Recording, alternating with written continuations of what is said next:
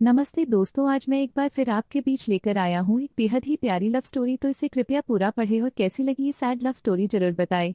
ये कहानी एक ऐसे लड़की की जिसे उसके प्यार में 2 बार इनकार मिला, लेकिन आज भी शायद उस लड़की को भुला नहीं पाया। तो आइए इसे मैं और आप साथ पढ़ते हैं और जानते हैं कि क्या है आदित्य और खुशी की सैड लव स्टोरी।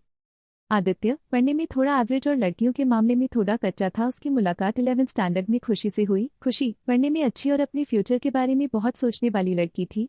धीरे धीरे 11th खत्म होते होते वो अच्छे दोस्त बन गए थे और 12th में आदित्य ने खुशी से अपने प्यार का इजहार कर दिया, लेकिन खुशी ने इनकार करते हुए बड़े प्यार से उसे समझाया कि इससे हम दोनों की जिंदगी खराब हो जाएगी, क्योंकि हम ना ही क्लास में पढ़ाई कर पाएंगे और ना ही घर पर। आदित्य को खुशी की बात थोड़ी बुरी लगी, लेकिन फिर उसे समझ में आ गया कि खुशी सही कह रही है और उससे अपने फ्यूचर और पढ़ाई पर फोकस करना शुरू कर दिया। और अब आदित्य किसी भी लड़की से बात नहीं करता था, यहाँ तक कि खुशी से भी नहीं, क्योंकि उसे लगता था कि वो जब भी खुशी से बात करता है तब उसे अच्छा नहीं लगता था, क्योंकि कुछ दिन पहले तक खुशी उसकी क्रश थी और आज वो उसे रिजेक्ट कर चुकी थी। आदित्य इन सब बातों को नजरअंदाज करते हुए वह इंटरमीडिएट की परीक्षा में मेहनत करके पूरे स्कूल में फर्स्ट आ गया।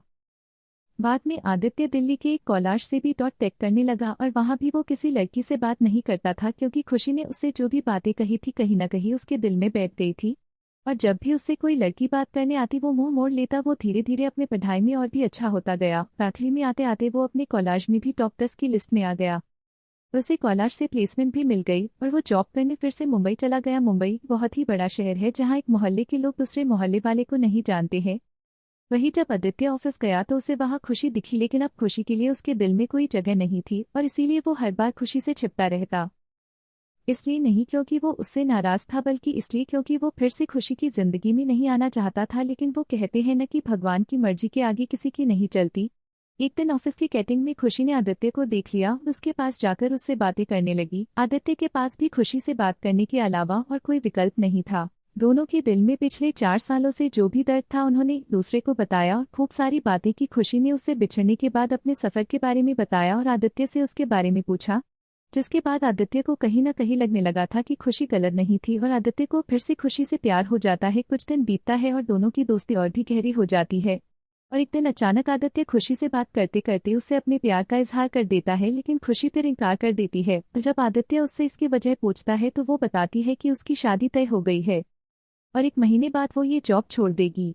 जब ये बात आदित्य को पता चली तो वो एक बार फिर टूट गया, जिसके बाद वो अपने आप को संभाल नहीं पाया और एक चिट्ठी खुशी के लिए छोड़कर चला गया। और खुशी उस खत को पढ़ती है जिसमें लिखा था, मेरी प्यारी खुशी, मैं तुमसे बहुत प्यार करता हूँ, लेकिन शायद तुम मेरी जिंदगी में नहीं हो, इसीलिए तो मैंने तुम्हें 2 बार खोया है। कोई भी इंसान इतना बदनसीब कैसे हो सकता है कि अपने प्यार को 2 बार खोए। मैं नहीं जानता कि मैं तुमसे दूर रह के जी पाऊंगा कि नहीं, लेकिन अगर तुम्हें किसी और से शादी करते देख लूंगा तो पक्का जी नहीं पाऊंगा। इसलिए मैं तुम्हें और इस शहर दोनों को छोड़ के जा रहा हूँ। शायद तुम मुझे भूल जाओ, लेकिन दूसरी बार मिलने के बाद मैं तुम्हें कभी नहीं भूल पाऊंगा। मैं भगवान से प्रार्थना करूंगा कि वो तुम्हें और तुम्हारे होने वाले पति को हमेशा खुश रखे। तुम्हारा प्यार आदित्य। खत पढ़ने के बाद खुशी रोने लगी और आदित्य को बहुत ढूंढा पर वो कहीं भी नहीं मिला। और बाद में खुशी ने अपने परिवार की खुशी के लिए अभिषेक से शादी कर ली। लेकिन खुशी को आज भी ये बात हमेशा सताती रहती है कि आदित्य कहाँ होगा, किस हाल में होगा। यहाँ तक तो उसे ये भी नहीं पता कि आदित्य जिंदा भी है या नहीं। एक तरफ खुशी अंदर ही अंदर घुटती रहती है, लेकिन दूसरी तरफ वो एक परफेक्ट बहू, परफेक्ट पत्नी और परफेक्ट माँ भी है, जिसे उसके परिवार वाले हमेशा प्यार करते हैं और हमेशा प्यार करते रहेंगे। हमें ये तो नहीं पता कि खुशी ने 12th स्टैंडर्ड में या जॉब टाइम पर आदित्य को ठुकरा के गलत किया या सही, लेकिन आदित्य ने ये साबित कर दिया कि वो खुशी से सच्चा प्यार करता था। इस बात का एहसास शायद अब खुशी को भी हो चुका था और इसीलिए शायद आज तक खुशी अपने आप को माफ नहीं कर पाई है।